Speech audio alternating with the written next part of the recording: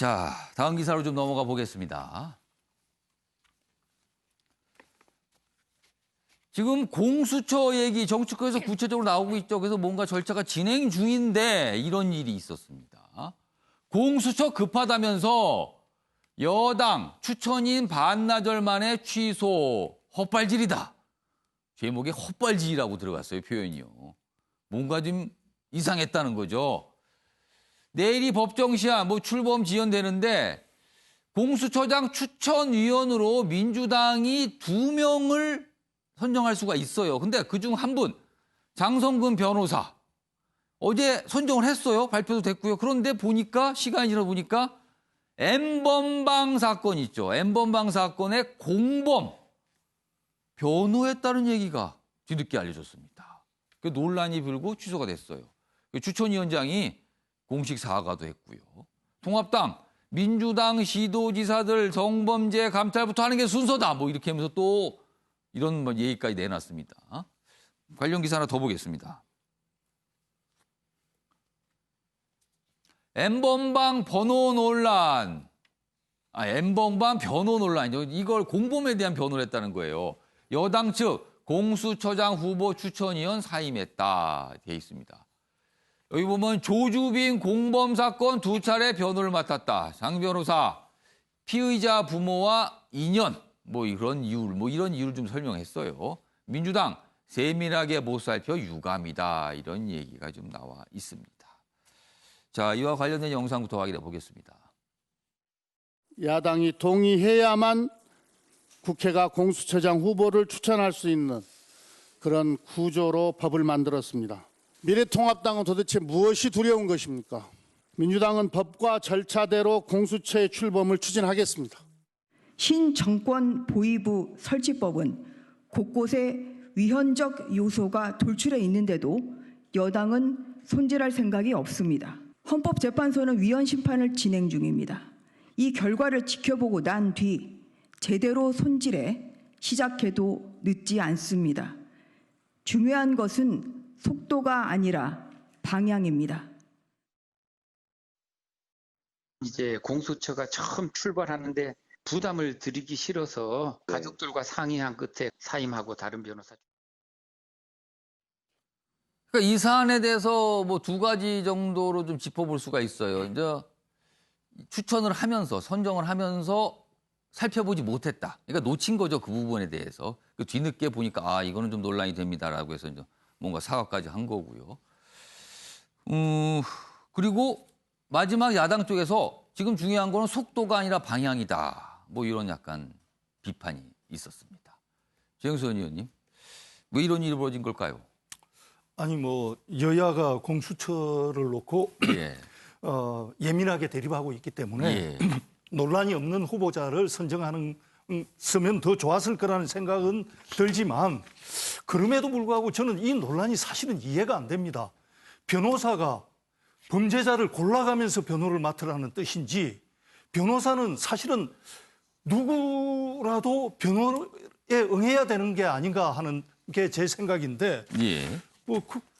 이 변호사가 어떤 특정한 범죄를 저지른 것도 아니고 예. 범죄자를 변호를 했다고 해서 왜 그 범죄자를 변호했느냐 이것을 이유로 문제 삼는다는 것을 저는 정말 이해하기가 그러니까 힘듭니다. 그 변호를 했다는 자체를 문제 삼는 거를 좀 그건 납득이 안 간다 이런 말씀이시네요. 저는 솔직히 그렇습니다. 이게 이렇게까지 논란이 돼야 될 문제인가? 그러니까 중도에 본인이 이렇게 사임해야 될 정도의 사안인가? 예, 저는 그런 생각이 언뜻 듭니다. 그러니까 지금 아까 방금 영상 보시면 가족들과 논의를 위해서 그리고 논의를 해서 그리고 부담을 주지 않기 위해서 그런 결정을 했다고 했는데 최영선 의원님은 일단 그런 사안을 가지고 변호인이 변호한 걸 가지고 왜 논란이 됐는가? 약간 이해하기 어렵다 이런 설명이셨네요. 변호사가 자기의 직무를 다한 거 아닙니까?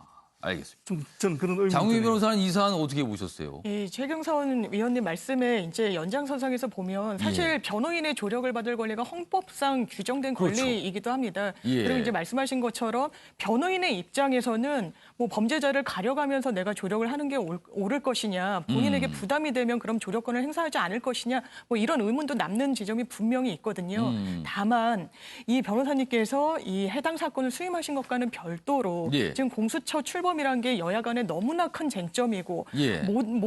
아주 작은 흠결이 있더라도 이게 또 야권의 빌미가 될 수 있는 상황에서 뭔가 특히나 민주당에서 박원순 시장 지자체장의 예. 이제 뭐 성추행 의문이 제기되는 이런 상황 속에서 또 이 성범죄자를 변호했다는 부분이 같은 연장선상에서 상당히 정치적인 부담으로 작용했다는 거 그것 자체는 부인할 수가 좀 없어 굉장히 보입니다. 조심조심하고 있는 상황이라는 예, 거네요, 지금. 정말 살얼음판을 걸으면서 지금 하나라도 트집 잡히지 않으려고 조심해야 되는 상황에서 뭔가 또 빌미를 제공할 수 있다는 점에서 아마 해당 변호사님께서 이제 결단을 하고 물론 이제 조율은 사전에 있었을 거라고 추정은 됩니다만 예. 그래서 지금 이 수수는 자연스럽게 올 수밖에 없는 귀결이 아니었나 이런 생각은 좀 그 사전에 좀 잘 살폈으면은 예. 이런 일은 없었을 것 같은데 그걸 놓친 것 같아요. 네, 그 그렇습니다. 부분을.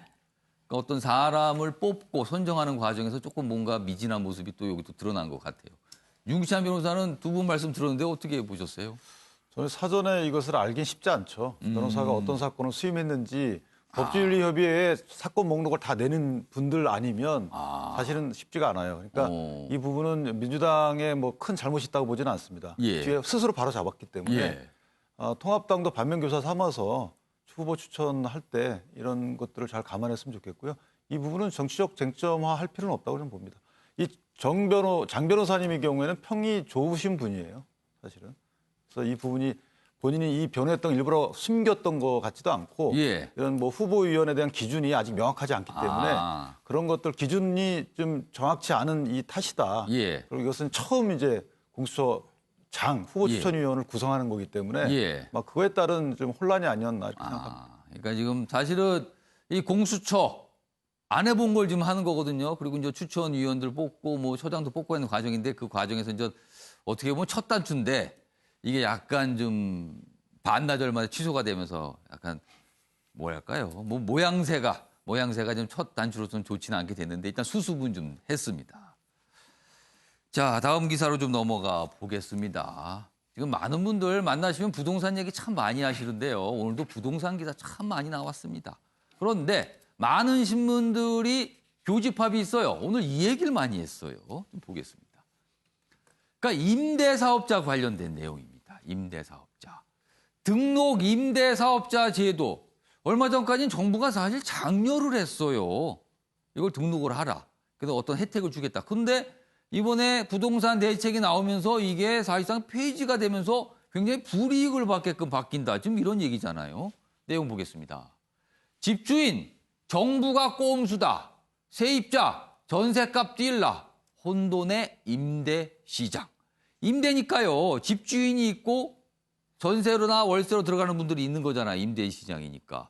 그런데 두 측 모두 당황스럽다. 지금 이런 얘기입니다. 여기 보면 양도세 감면 없어지며 세금 폭탄. 임대사업자 사실상 이거 소급 적용이다. 이게 무슨 신규로 등록하는 경우가 아니라 이미 하는 사람들까지 다 적용되니까 이거 소급이다. 좀 이런 얘기고요. 여러 가지 뭐 구체적인 내용이 좀 나옵니다만 여러 가지 뭐 의무화하고 뭐 여러 가지 제한들이 지금 생깁니다. 다 등록 임대 포기로 집주인 바뀌면 계약 갱신 어렵고 월세 재편 어렵고 그러니까 세입자 입장에서는 더 불리할 수도 있다. 뭐 이런 분석까지 좀 나오고 있어요. 여기 뭐 제목을 좀 제가 읽어드리면요. 임대사업자 소급 적용과 다를 바 없다. 여기 보면 임대보증금, 보증가입 의무화도 논란이다. 그리고 저 마지막입니다. 임대시장 요동칠 수도 있다. 불안한 세입자. 뭐 이렇게 내용들이 좀 돼 있습니다. 최영선 의원님. 사실 이 얘기가 얘기가 많습니다. 정부가 불과 몇 년 전과는 입장을 완전히 바꾼 거다. 그런 비판이 나오고 있거든요. 일단 부동산 경기라는 것은 예. 최근에 이제 집값이 많이 오르니까 집값이 항상 오르는 것처럼 보이지만은 예. 부동산 경기가 좋을 때도 있고 나쁠 때도 있는 거죠. 예.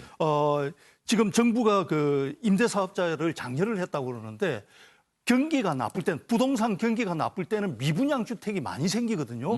미분양 주택이 생긴다는 말은 이 물량을 해소하지 못하면 건설사가 부도가 날 수도 있고 예. 이 미분양 물량이 그냥 빚채로 임대되지도 않고 해서 사회적 문제가 될 수도 있습니다. 예. 이럴 때 이제 임대 사업자에 대해서 저 물량을 미분양 물량을 해소해 주면서 건설사 부도를 막고 그다음에 이 물량을 임대로 전환을 해서 예. 임대 시장을 안정적으로 할 수도 있기 때문에 장려를 했던 겁니다. 그런데 임대사업자 입장에서는 또 나름대로의 자기의 위험 부담이 있는 거예요. 이 물량을 흡수를 해가지고 예. 임대를 놓았다가 부동산 경기가 더 침체하면은 자기에게도 또 손해가 발생할 수 있는 거거든요. 그런 위험까지 무릅썼는데 지금은 부동산이 이제 집값이 많이 뛰다 보니까 임대사업자에 대해서 이런 혜택을 다 취소를 하게 되면은 예. 임대사업자 입장에서는 굉장히 이제 과거에 장려할 때하고 입장이 달라진 거 아니냐. 그리고 또 시장에는 적정한 임대 물량이 있어야 되는데 예. 이분들이 그럼 사업을 포기를 하고 다 이 매도를 하게 되면은 예. 적정한 임대 물량이 또 없어져서 임대 가격에 영향을 줄 수도 있는 거거든요. 예. 그리고 나중에 부동산 경기라는 건 항상 등락이 있는데 예. 다시 부동산이 침체됐을 때 정부가 그러면 다시 미분양 물량이 많아졌으니까 임대사업자한테 혜택을 준다 그랬을 때 그럼 또 그때 바뀌는 거잖아요. 그렇게 그렇죠. 되면은. 국민들이 믿겠습니까? 임대사업 하려는 분들이 이게 또 경기 달라지면 또 다 양도소득세로 예. 걷어갈 건데 우리가 정부 정책을 믿어야 되느냐 하는 이 정부 정책에 대한 신뢰 문제까지 연관이 돼 있다고 봐야 되겠죠. 자, 이 사안은 지금요, 소급 적용, 뭐 이런 논란까지 붙어 있어요, 지금. 김주혁 교수님. 사실 정부의 정책은 어떤 일관성을 가져야 신뢰를 갖게 되는데 그 부분에서는 좀 지적을 받고 있습니다, 지금 이 부분은. 그러니까 제가 볼 때도 후속 조치가 없게 된다면 예. 상당히 저쪽 시장 자체가 상당히 혼란스러울 수밖에 없을 것 같긴 해요. 왜냐하면은 말씀하신 것처럼 소득세 감면 혜택을 주겠다고 5년 정도 하게 되면 근데 지금 같은 소급 적용을 하게 되면은 4년 만에 그걸 끝내야 되니까 상당히 많은 문제가 발생할 수도 있고요. 예. 또 그다음에 만약에 이런 문제 때문에 만약에 임대 사업자들이 임대를 포기하게 됐을 때 예. 다른 임대자가 들어왔을 때 상당히 또 급등할 수 있는 보증금 이런 것들이 상당히 많은 문제가 있기 때문에 후속 조치를 할 필요가 분명히 있을 것 같고요. 예. 저는 핵심적으로 주택 정책의 핵심은 저는 규제는 맞다고 생각을 합니다.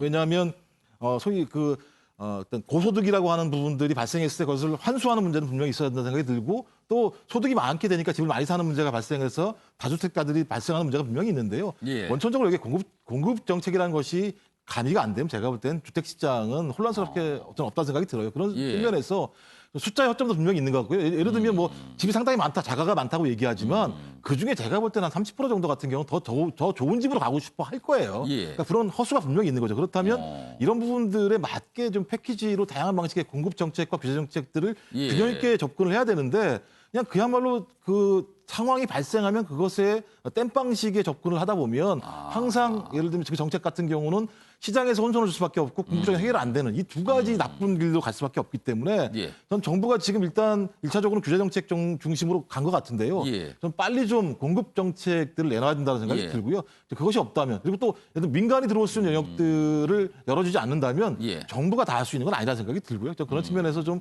앞으로도 마찬가지지만 혼합 패키지 예. 또 공급과 규제라고 하는 것들의 균형 정책들을 추진하지 않게 된다면 예. 저는 앞으로 뭘 하든 상관없이 제가 볼 때는 부동산 정책에 대해서 국민들이 신뢰하기는 어렵다고 생각을 합니다. 그러니까 지금 벌어진 상황들 땜질 정책 아니냐 이런 비판을 아까 살짝 좀 해주셨는데 윤기찬 변호사. 지금 임대사업 하시는 분들은 이제 불만 제기를 하는 거잖아요. 이거 법적으로 문제 삼을 수도 있는 건가요? 이거 어떻게 저게 보세요? 소급 적용은 아니에요. 엄밀히 말하면 예. 그러니까 임대가 4년 단기 임대, 8년 장기 예. 임대 이런 이제 세제 혜택을 주는 건데 예. 정부가 지금 내놓은 게 5년이 돼야지만 예. 이게 세제 혜택을 준다는 거예요. 예. 근데 4년 딱 되고 나서 임대업 등록을 이제 끝나게끔 하기 때문에 연장을 안 시키기 때문에 실제로 소급 적용에 효과가 있다. 이래서 불만이 있는 그러니까 거거든요. 소급 적용 논란인 거죠. 예. 그래서 이게 소급 아니냐 이런 약간 지적이 나오는 거예요. 그래서. 근데 이제 정부는 임대사업자들을 우대하는 것에 대한 국민적 시각을 걱정할 것이 아니고 예. 임대사업자들을 우대한 이유는 임대시장을 키우려고 했던 거거든요. 어떻게 보면. 그러니까 주거안정이 주택시장의 목표가 돼야 되는데 예. 집값을 내리는 게 목표가 되면 안 된다는 거죠. 예. 다시 한번 검토할 필요가 있다고 생각합니다. 부동산 문제 참 복잡하고 어렵습니다. 지금 근데 너무나 많이 오르고 있어서 서울 수도권 중심으로 오르고 있어서 많은 분들이 오른 분들도 불안하고 그 오르는 집을 미리 사지 못한 분은 왠지 억울한 생각을 갖고 있고 뭐 여러 가지 심정들이 근데 기본적으로는 뭔가 잘못되고 있다. 이런 불만들을 많이 갖고 계신 것 같습니다. 이런 내용 계속 나오고 있습니다. 지금 기사로요. 자, 마지막 기사가 될 것 같습니다. 최숙현 폭행 죄송 혐의 인정. 이 논란의 주인공이었죠. 팀닥터 구속입니다. 대구지법 도망 우려가 있다. 영장을 발부했습니다. 장아무개 선수 감독 곧 소환 조사다. 이렇게 내용이 좀 돼 있습니다. 장유인 변호사, 네. 앞으로 그러면 어떻게 되는 겁니까? 이제 구속이 됐는데. 이제 영장이 발부됐다는 사안은 상당히 이 범죄 상당성 그리고 그 예. 중대성이 이제 심각하다고 법원도 판단을 이미 한 거고요. 예. 지금 받고 있는 혐의가 한두 가지가 아닙니다. 폭행 그리고 뭐 아동복지법 위반까지 있고 미성년자 선수들을 예. 한 부분에 대해서는 그리고 강제추행죄가 또 추가 기소되기도 했고요. 예. 또 이제 무면허 의료인임에도 불구하고 의료 행위를 했다는 점에서 의료법 위반 그리고 의사가 아니기 때문에 또 이 공식적인 직함이 없었기 때문에 선수들에게 계속해서 이제 돈을 받은 게 사기 혐의도 있습니다. 아마 실질적으로 실형에 선고될 가능성도 좀 높다고 봅니다. 알겠습니다.